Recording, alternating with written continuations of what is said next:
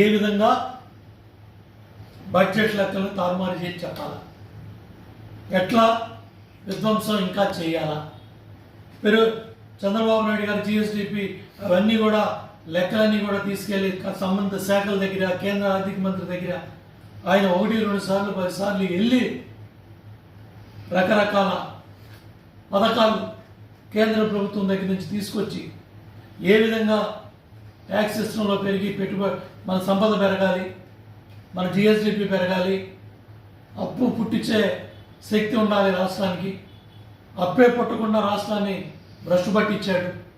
కనీసం రుణాలు ఇవ్వడానికి కూడా బ్యాంకులు ముందు రావట్లా, అడ్డగోలుగా రుణాలు తీసుకొచ్చి బ్యాంకుల్లో ఇష్టారాజ్యంగా నీ ఇష్టం వచ్చిన 11, 12, 13%కి 144 కార్పొరేషన్లని నిర్వీర్యం చేసి ఇవాళ నువ్వు మాట్లాడతావా?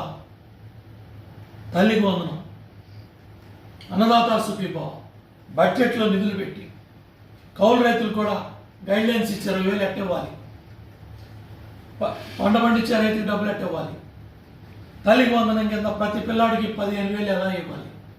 ఇవన్నీ కూడా సంబంధిత శాఖలన్నీ కూడా మే నెలలో, జూన్ నెలలో ఈ కార్యక్రమాలన్నీ కూడా బడ్జెట్లో పెట్టి ముందుకెళ్తామంటే ఏంటి నీ ఏడుపు, ఏంటి నీ శోకాలు?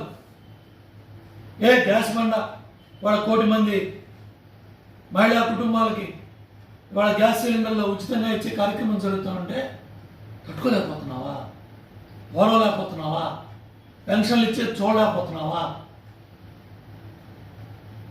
సూపర్ 6 దమ్ముగా చెప్పాం, బాబు షూరిటీ భవిష్యత్ గ్యారంటీ చేస్తున్నాం, చేసి చూపిస్తాం.